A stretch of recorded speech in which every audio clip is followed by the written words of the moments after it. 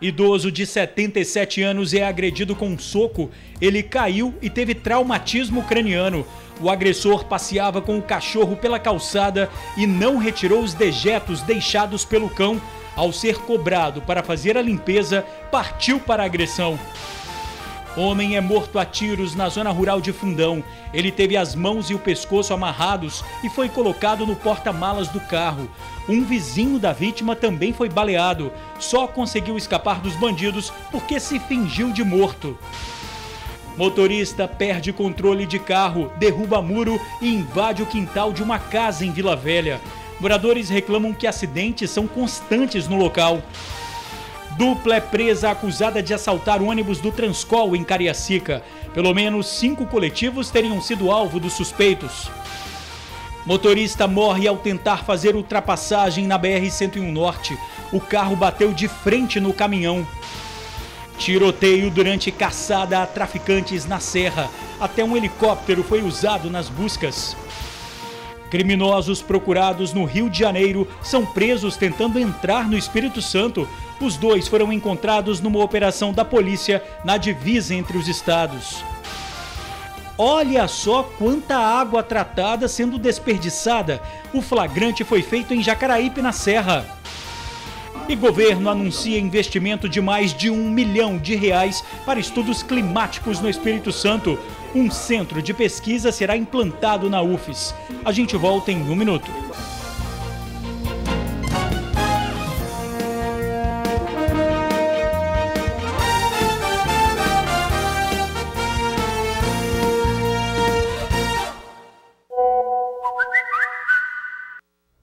Olá, boa noite.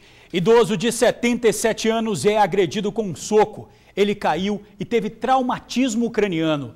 Tudo começou depois de uma discussão com um rapaz. O agressor passeava com o cachorro pela calçada e não retirou os dejetos deixados pelo cão. Ao ser cobrado para fazer a limpeza, partiu para a agressão. O homem deitado na cama nem de longe lembra o mestre de obras que aos 77 anos esbanjava saúde e disposição. Mas desde o dia 28 de fevereiro, seu Geraldo só fica assim, deitado, quieto e triste. O corte na cabeça não foi um acidente de trabalho, mas sim consequência da atitude covarde de um homem de 30 anos que agrediu o idoso no bairro Vale Encantado, em Vila Velha. Uma discussão por causa da sujeira do cachorro. O agressor, que na hora estava com o filho e o cão, se negou a recolher as fezes do animal. O rapaz todo dia trazia o cachorro, né? E o cachorro fazia cocô aqui. Nesse dia, meu pai estava no portão, que meu sobrinho que viu tudo, estava no portão e ele pediu que o rapaz tirasse. O rapaz falou que não iria tirar. E ele pediu que o meu sobrinho pegasse uma sacola. Meu pai foi até ele e falou, olha, se você sai com o cachorro, você tem que andar com a sacola. Aí ele falou, você acha que eu vou tirar? Eu não vou tirar. E nisso ele virou para ir embora, tipo assim, não dando a mínima pro meu pai. E meu pai acho que pegou no braço dele, eu não sei. E nisso ele virou e empurrou meu pai. Meu pai empurrou ele. E depois ele deu um soco no rosto do meu pai. E desse dia para cá, o meu pai, ele perdeu a coordenação motora, ele está com um coágulo, ele ficou internado, quer dizer, mudou a vida do meu pai. Quando a esposa de seu Geraldo saiu de casa e veio atender os gritos de socorro do neto, se deparou com o marido caído no asfalto, já sangrando. Ela chegou a ver o homem indo embora. Toda a confusão aconteceu na frente do filho do agressor, uma criança de aproximadamente 5 anos. A esposa do seu Geraldo viu eles indo embora, mas resolveu parar para acudir o marido. Desde então, esse agressor não foi mais visto aqui pelo bairro. Ele pediu demissão da empresa onde trabalhava e desapareceu.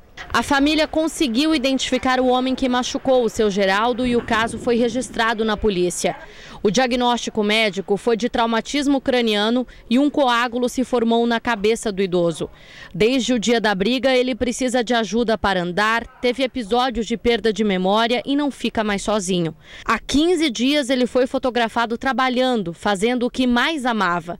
Hoje só é visto na cama, deprimido e com dores.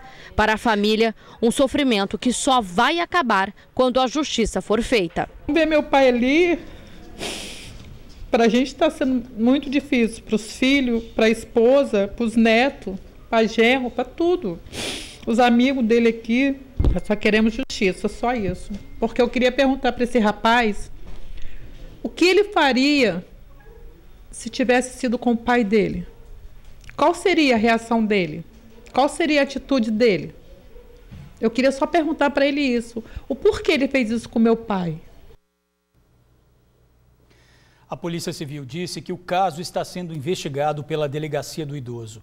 Informações não serão repassadas para não atrapalhar a apuração do fato. Quem tiver alguma informação do suspeito, ligue 181.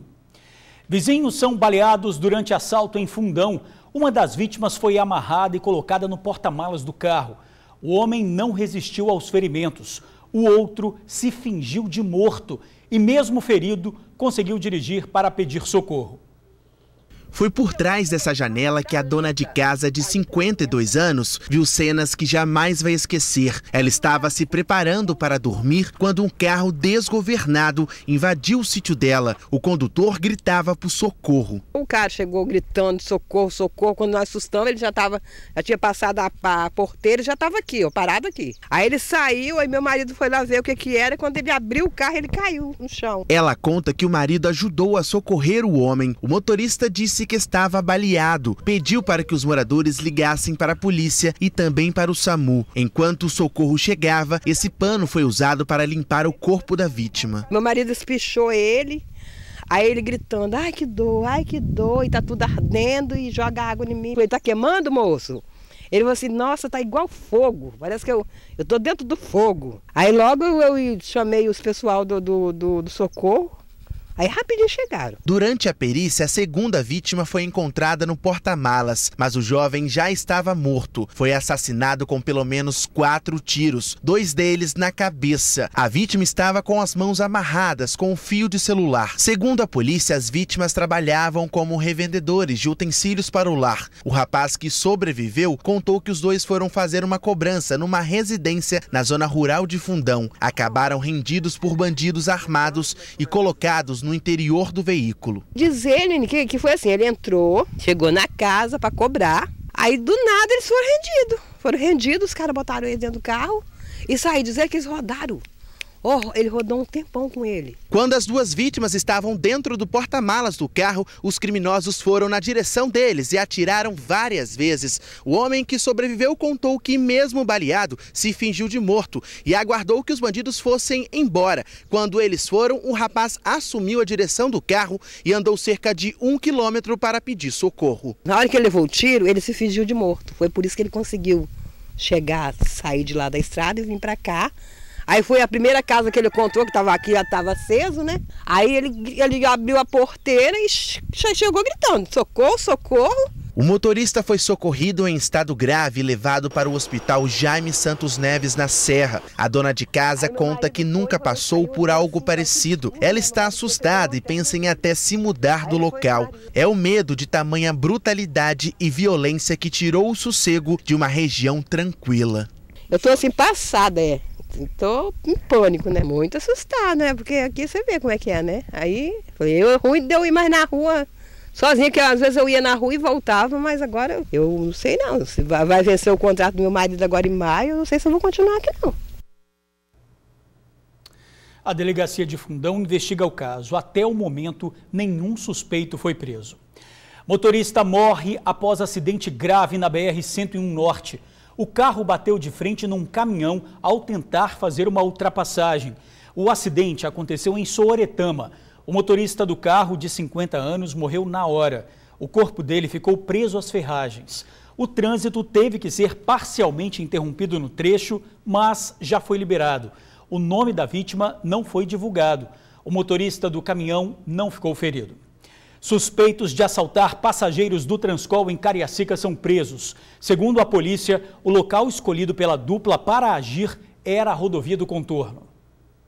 John Maicon Ferreira Coutinho, de 20 anos, e Jeidson Gaspar Santana, de 19, foram reconhecidos por testemunhas e confessaram os crimes. Nós iniciamos as investigações, conseguimos identificar os 2 elementos, realizamos a operação no bairro Flechal e conseguimos capturá-los. O delegado contou que a dupla agia da mesma forma, mas revezava na função. E o local escolhido para os roubos era sempre a rodovia do Contorno. Um empregava a arma de fogo e o outro, através de uma mochila ou uma bolsa, recolhia os pertences dos passageiros.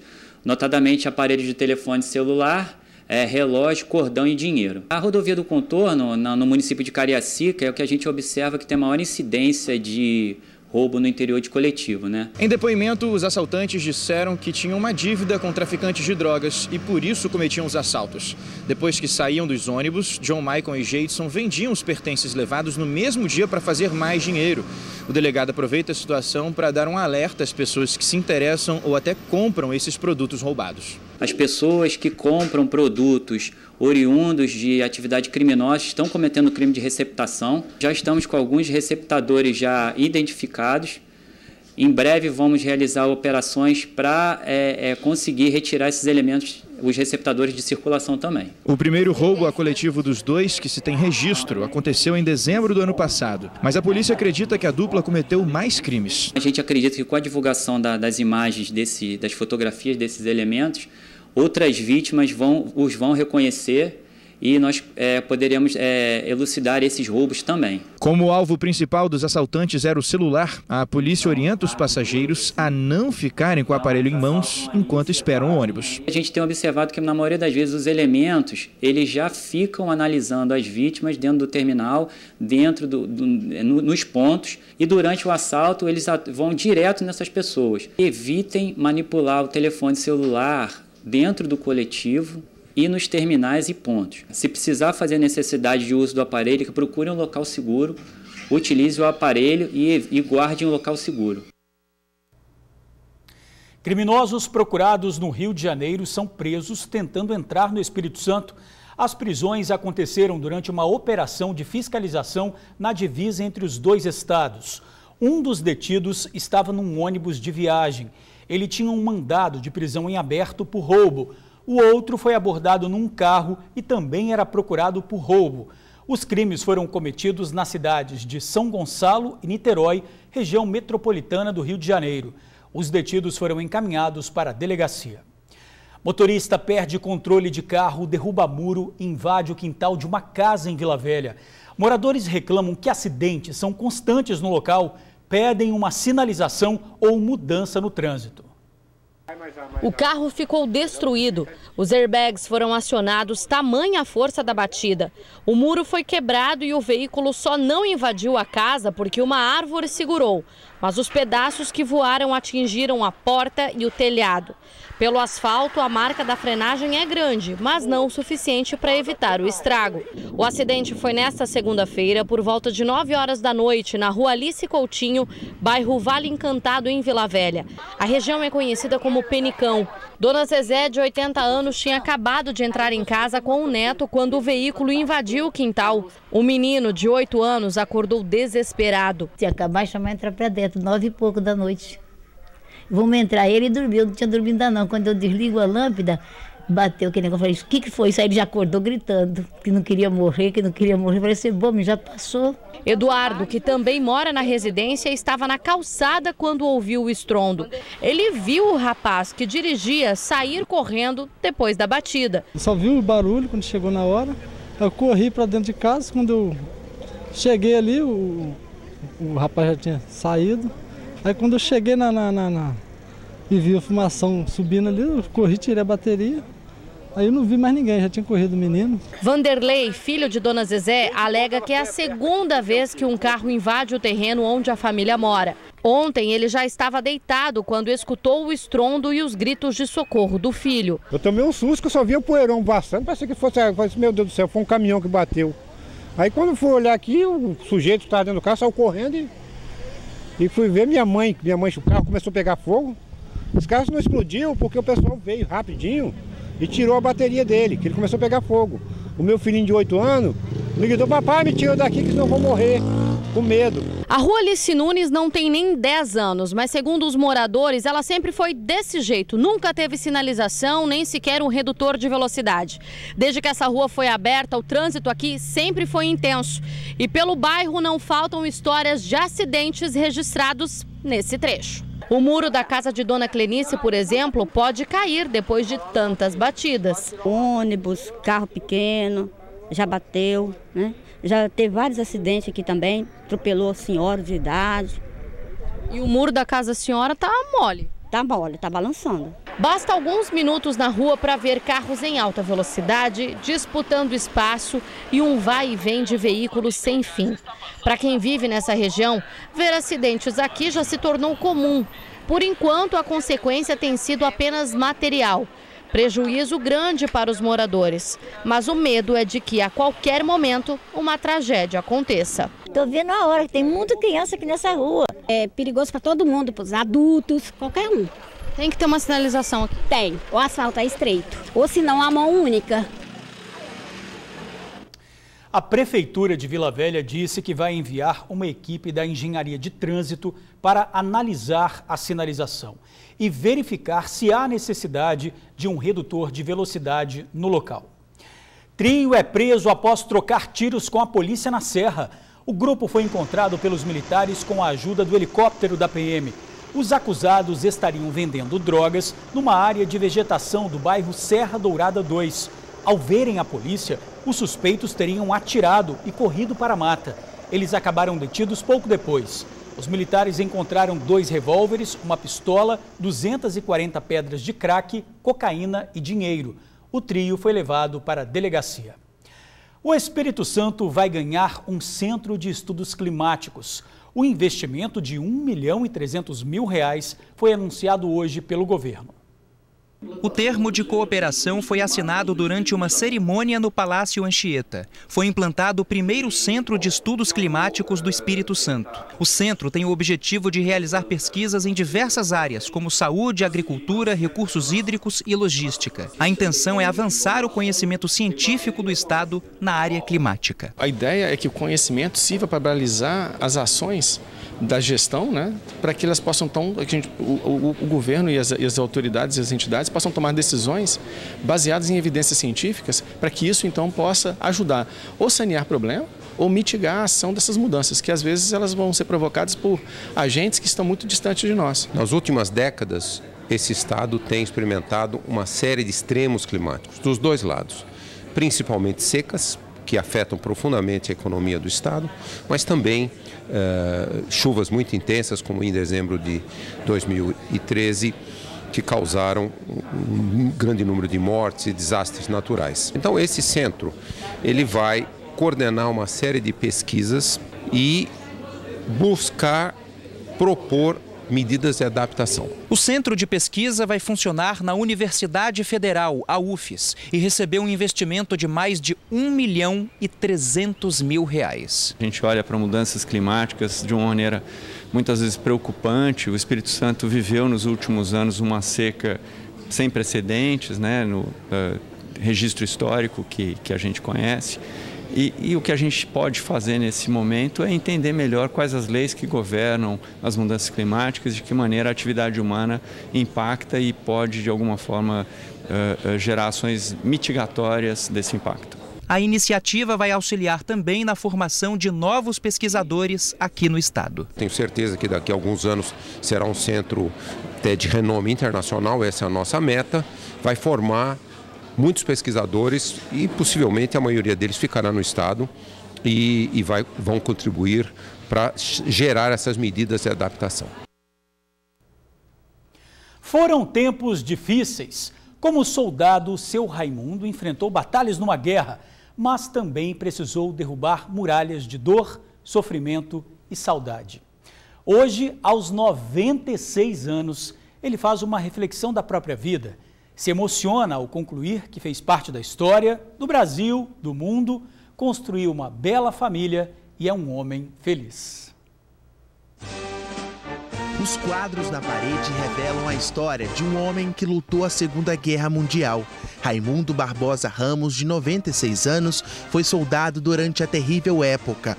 Na memória, registro de dor, morte, difíceis de esquecer. Eu tive uma escolinha com os americanos de todas as armas. A minha arma era uma metralhadora e um fuzil. Na zona de combate, a companhia do medo era constante, mas seu Raimundo se manteve firme e até ri quando se lembra do temor dos colegas de guerra. Os alemães, eles não eram tão bravos tão valente como eles diziam. Eles ocupavam o morro e nós ficávamos embaixo. Eles tinham medo de morrer, tá entendendo?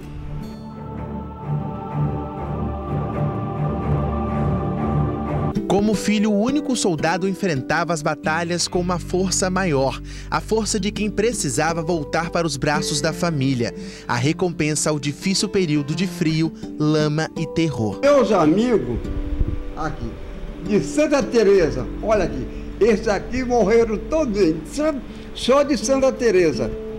Mais de Vitória, aqui morreu muita gente, Rio de Janeiro. Foi 500 urnas.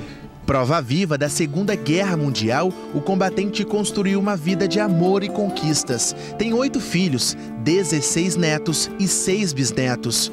Um personagem vivo de uma parte da história que mudou o mundo. O segundo tenente Raimundo hoje conta a própria história para várias pessoas em vários lugares.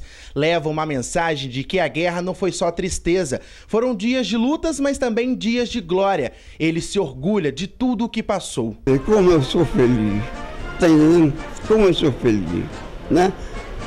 Eu sou feliz demais. Eu me sinto um orgulho. Eu nunca pensei de ser vamos dizer assim, um segundo tenente do Exército, né? Eu faço a história do meu Brasil também, né? Eu estou na história do meu Brasil. Isso é que eu sinto feliz, mas eu me sinto feliz mesmo. Histórias que vão sendo passadas de geração para geração.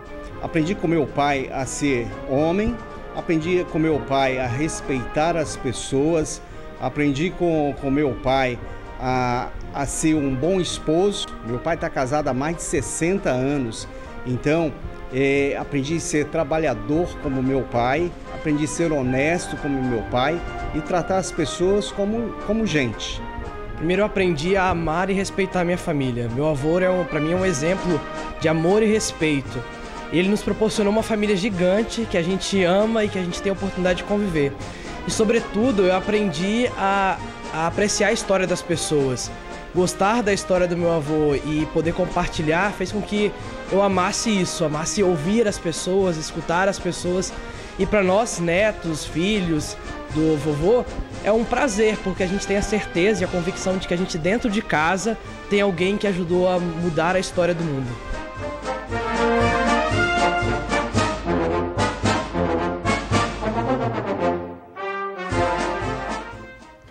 Olha, seu Raimundo, o senhor é muito simpático e a sua felicidade contagia. Fez história, derrubou muralhas e sustentou a família com princípios nobres. Um prazer conhecer o senhor. E a seguir, um chafariz no meio da rua? Foram pelo menos 20 minutos de desperdício de água tratada. A gente já volta. Flagrante de desperdício de água tratada na Serra. O registro foi feito no bairro Castelândia, na região de Jacaraípe.